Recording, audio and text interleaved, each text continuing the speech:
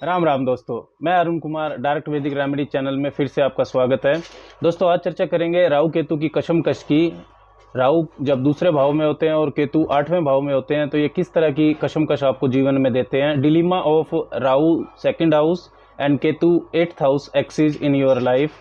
राहु दूसरे भाव में और केतु अगर 8वें भाव में है तो पूरे जीवन के दौरान दूसरे और 8वें भाव से जो चीज़ें देखी जाती हैं उनको लेकर आपके जीवन में कशमकश रहने वाली है।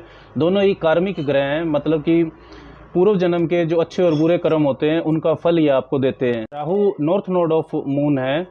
राहु पिछले जन्म की जो आपकी अधूरी इच्छाएं होती हैं, अनफुलफिल्ड पास्ट लाइफ डिजायर्स, उनको रिप्रेजेंट करता है। मतलब राहु इस जन्म में कुंडली के जिस भाव में है आपके, उस भाव से संबंधित आपके अंदर इच्छाएं रहेंगी, वहाँ डीप अटैचमेंट रहेगी। उनका अनुभव आपने पिछले जन्म में नहीं लिया था, इस जन्म में आप लेंगे। लेकिन राहु के फल देने के तरीके में कुछ असामान्यता होती है, हमेशा अनऑर्थोडॉक्स होता है। राहु की इच्छाओं में हमेशा असंतुष्टि की भावना रहती है। पूरी होने के बाद भी अगला एम जो है वो तैयार रहता है, क्योंकि सवर भानु नाम के राक्षस का सिर जो होता है वो राहु है। इसके पास धड़ नहीं है, और चाहिए वाला जो दृष्टिकोण है ये राहु देता है। राहु भ्रम और इल्यूजन का कारक भी है। ये भ्रम पॉजिटिव और नेगेटिव दोनों हो सकते हैं, क्योंकि राहु उन इच्छाओं का कारक है जिनका अनुभव आपके पास नहीं है। जुनून और ऑब्सेशन भी ये पैदा करता है उन इच्छाओं को पूरा करने के लिए। अब जो रास्ता है उन इच्छाओं को पूरा करने का, वो चाहे नियम कानून को फॉलो करता हो या ना करता हो, राहु इसकी भी परवाह नहीं करता है। राहु जिस भाव में है वहाँ इच्छाएं पैदा करता है, और उन इच्छाओं को पूरा करने के लिए जो पेशेंस और सब्र चाहिए होता है वो भी राहु के फल में नहीं होता है। एक बेसब्रा ग्रह है ये, और असामान्य चीज़ें, इसीलिए अनऑर्थोडॉक्स चीज़ें, जो रास्ता होता है अनऑर्थोडॉक्स, वो इसके फल में आ जाता है। अब ये राक्षस है तो इसमें स्वार्थीपन भी होता है, और राहु की इच्छाओं को पूरा करने के लिए कोई प्लान्ड एक्सपेंशन बीच में नहीं आएगा।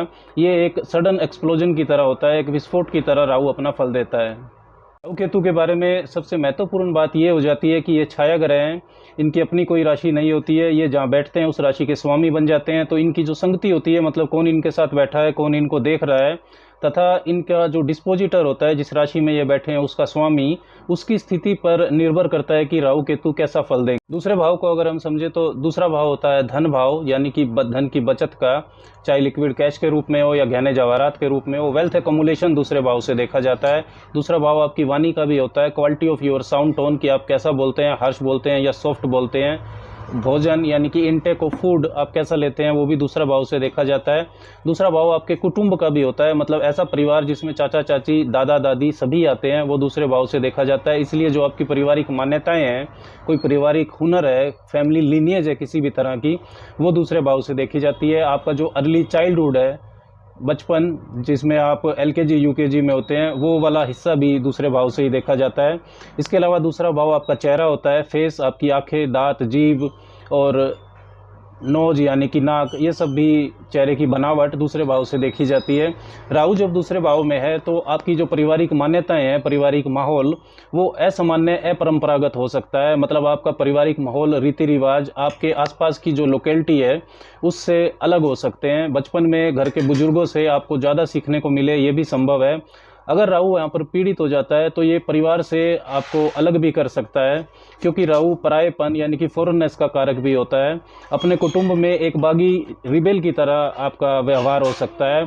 आपकी वाणी और व्यवहार अलग हो सकते हैं। अपनी ही पारिवारिक मान्यताओं पर आप सवाल खड़ा कर सकते हैं। आपकी आकर्षण भी बहुत ली हुई होगी, जो भीड़ का ध्यान खींच सकती है। चाहे आप सिंगर हो या किसी भी तरह की आप स्टेज पर परफॉर्मेंस देते हो, तो जो लोगों का ध्यान खींच ले, ऐसी ताकत वाणी में दूसरे भाव का राहु देता है।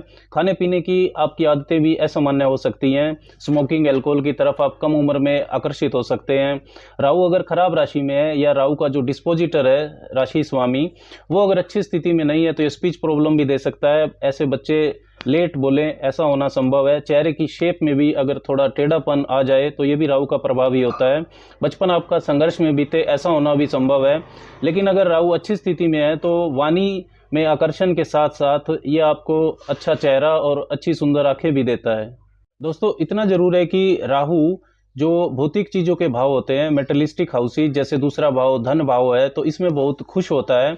धन, गहने जवाहरात इकट्ठा करने की तीव्र इच्छा आपको अर्ली एज से ही राहु देगा। Strong desire for wealth accumulation will be there.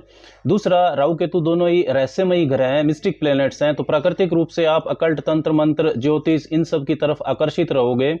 और ऐसे ही क्षेत्रों में रुचि रखने वाले लोगों को आप आकर्षित भी करोगे। केतु तंत्र मंत्र का एक शुद्ध रूप होता है, साधारण सादा, और राहु उसमें चमक लाता है। जो ज़्यादा दिखावा करते हैं वो राहु का रूप होता है। अब डिलीमा और कशमकश ये रहने वाली है कि जो केतु की ऊर्जा है जो अष्टम भाव में है वो राहु से स्वभाव में ठीक विपरीत होती है। आठवां भाव को अगर हम समझे तो आठवां भाव होता है मृत्यु व पुनर्जन्म जैसी स्थितियों का, ट्रांसफॉर्मेशंस, जो भी जीवन में बड़े परिवर्तन होते हैं, मतलब ऐसी घटनाएं जो हमारे नियंत्रण में नहीं होती और उन घटनाओं के बाद जो हमारे सोचने की दिशा होती है वो बदल जाती है। किसी भी तरह की अचानक होने वाली घटनाएं, चाहे वो अच्छी हो या बुरी हो, एक दुर्घटना हो, सर्जरी हो या कोई अच्छी घटना हो, वो भी आठवें भाव से ही देखी जाती है। और आठवें भाव से वो चीज़ें भी देखी जाती हैं जो गुप्त होती हैं, ज़मीन के नीचे दबी हुई होती हैं, मतलब जो सीक्रेट्स होते हैं वो आठवें भाव से देखे जाते हैं। चाहे गुप्त धन हो या गुप्त विद्या, अकल्ट, तंत्र मंत्र, मिस्टिसिज्म, ज्योतिष, किसी भी तरह की रिसर्च, ये भी आठवें भाव से देखी जाती है। इसके अलावा जो एक्स्ट्रा मैरिटल अफेयर्स रहते हैं, गुप्त रिश्ते, स्कैंडल्स, सीक्रेट एक्टिविटीज़, ये भी आठवें भाव से देखी जाती हैं। इसके अलावा जो विवाह के बाद आपके जॉइंट एसेट्स होते हैं, यानी कि जीवन साथी का धन, इन लॉज के साथ आपके रिलेशन, किसी भी तरह की वसीयत, इनहेरिटेंस, इंश्योरेंस और डोवरी, किसी भी तरह का जो बिना कमाया हुआ धन होता है, अनअर्न्ड मनी, वो आठवें भाव से देखा जाता है। दूसरे भाव से वो धन देखा जाता है जो आपने कमाया हुआ है। केतु को अगर हम समझे तो केतु के पास धड़ होता है, यानी कि बॉडी होती है, उसके पास सिर नहीं है, दिमाग और दूसरी इंद्रियां नहीं है, वो मन की आंखों से देखने वाला ग्रह है। इसलिए केतु जो अध्यात्म होता है, स्पिरिचुअलिटी, पूर्वाभास की शक्ति, अवचेतन मन, लिबरेशन, मोक्ष, अंतर्मुखी व्यक्तित्व, इन सब का कारक केतु होता है। केतु किसी भी भौतिक चीज की परवाह नहीं करता है। केतु कुंडली के जिस भी भाव में होता है तो ये संकेत देता है कि उस भाव की चीज़ों पर आपने पिछले जन्म में या पिछले जन्मों में काफ़ी सारी ऊर्जा और वक्त को खर्च किया था, उनका अनुभव आपने लिया था, हो सकता है वहाँ पर आपने विजय भी प्राप्त कर ली थी। इसलिए केतु फ्लैगशिप झंडे का कारक भी होता है। इसलिए इस जन्म में हो सकता है कि आप उन चीज़ों की परवाह यहाँ ना करें, वहाँ से आपको डिटैचमेंट महसूस हो। केतु पिछले जन्म की या जन्मों की जो पूरी हो चुकी या अधूरी पूरी हो चुकी, आधी पूरी हो चुकी जो इच्छाएं होती है, केतु उनको रिप्रेजेंट करता है। केतु आपका अनुभव है। क्योंकि आठवें भाव में स्थिति ये बतलाती है कि आपने अपने पिछले जीवन में तंत्र मंत्र, ज्योतिष, अकल्ट, किसी ज्ञान साधना, रिसर्च पर काफ़ी ऊर्जा और वक्त को खर्च किया था। इनका आपने बहुत अनुभव लिया था। इनलाज के साथ अच्छे संबंध, वसीयत, जीवन साथी का धन, इन सब का बहुत आनंद लिया था। अब इस जीवन में केतु इन सारी चीज़ों को ब्लॉक करेगा।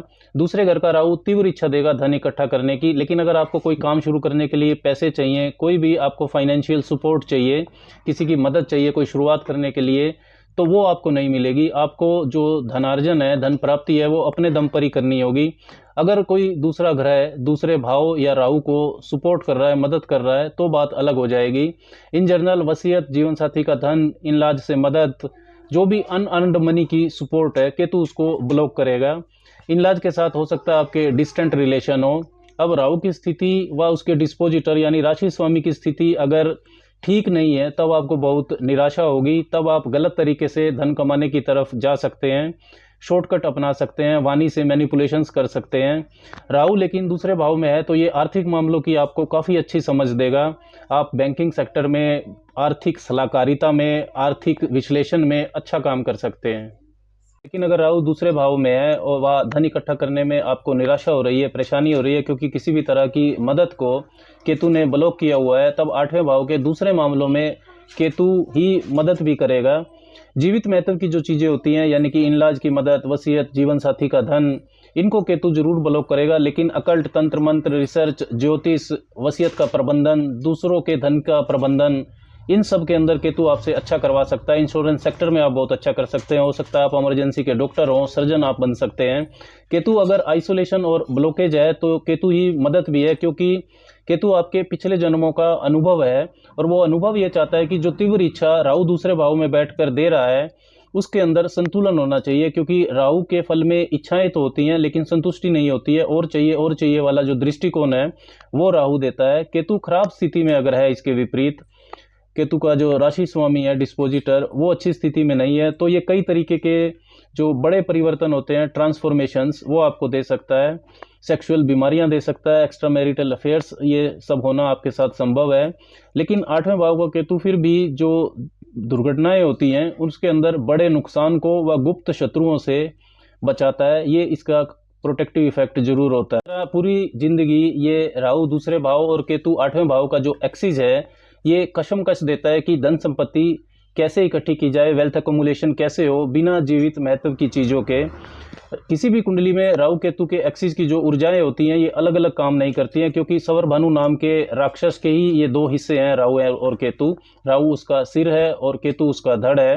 राहु की जो इच्छाएं पूरी करने की जो कला होती है उसका आधार कहीं ना कहीं केतु का जो पिछले जीवन का आपका अनुभव है वही होता है, और अनुभव और इच्छाएं अलग अलग भावों में होने से ये आपको कशमकश देते हैं, डिलीमा देते हैं। राम राम।